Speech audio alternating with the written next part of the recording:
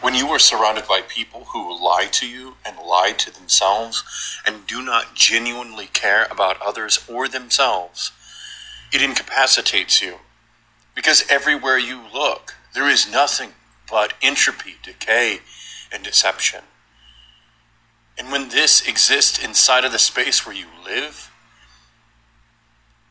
everything else becomes impossible. Because if your house is not in order, the great things that you are meant to achieve simply cannot be. Whenever these things exist in your social circles, it inhibits your ability to address the issues inside of your house, because even then you don't have anyone else to draw upon to help you to remove those forces from your haven. Every aspect of your life must be cultivated and purified of the corruption. Otherwise, every facet of your life will be a hell. It will be like living hell on earth every second of every day. And even if you have hope, and even if you have the ability to make the most of every moment and celebrate every second, at the core, you are suffering. At the core, you will never have the energy to replenish yourself in any meaningful way. You must have fellowship. We must have fellowship. We must surround ourselves with people who have genuine intentions to do good, and good that is not rooted in selfishness and evil.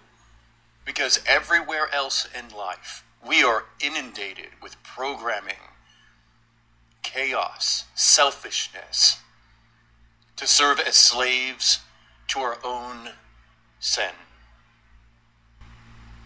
If we want to win in this world, it means making the sacrifices and investing ourselves in areas that are meaningful, that enrich the lives of those who love God and search to exist in a state of peace. I like to say, surround yourself with the feather of the bird you want to be. And what I mean by this is you need to surround yourself with good, loving, and kind people, individuals with integrity, honor, and compassion. People who are willing to actually invest themselves in someone else whenever it does not directly serve them. And when you have the opposite of that, all you will ever know is decay.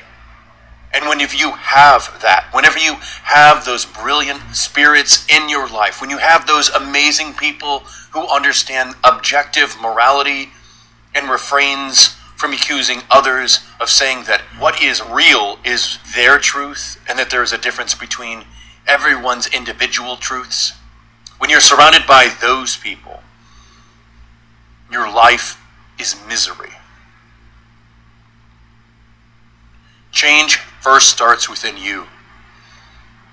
And as you change, you must change who you are surrounded by. Otherwise, you will become the feather you are surrounded by. No matter what you do, their dark energies and tentacles will seep into your soul and convince you that things that they do are okay, and somehow you can justify them under God. This simply cannot be. I know what it's like to live with people who do not care about themselves and do not care about others, and I know the effects it can have on me, and I know the ways that it limits me beyond the walls of my home. I know what it's like to have quote-unquote friends who I can't call upon for help, but are more than willing to ask for mine. Individuals who never maintain the relationship and always rely on you to keep it going. These are lonely relationships because they're absent love and kindness. They lack integrity and honor. And these relationships are not friendships, and nor is their love they profess to you love. It is selfish complacency to pass the time, to elevate their perceived value. And you know this because in the moments when you need the most help, they never come to help. And in the moments when they need help, you're there for them. Relationships are meant to be a seesaw. Sometimes they're up and sometimes they're down, but over the course of the day, everyone gets their time. You shouldn't be counting every good deed that you do or they, but whenever you look at the transactions, the exchanges between you and they, and it's always you and never them, it's a good opportunity to reassess. This must be applied to everyone. Whenever you're older, the standards you once lived by somehow don't apply to your current friends. They get grandfather claused in because you met them at a time when your personal boundaries, integrity, and need you didn't have.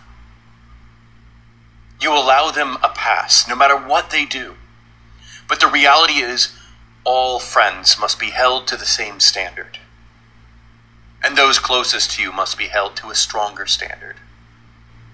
Because if you want to avoid that hell of never rising into the sky where you can fly freely and with joy, surrounded by peace, you can never have that when you're surrounded by evil and selfishness. They will turn you to sin. They will invite you into their hell, even if you have found your heaven on earth.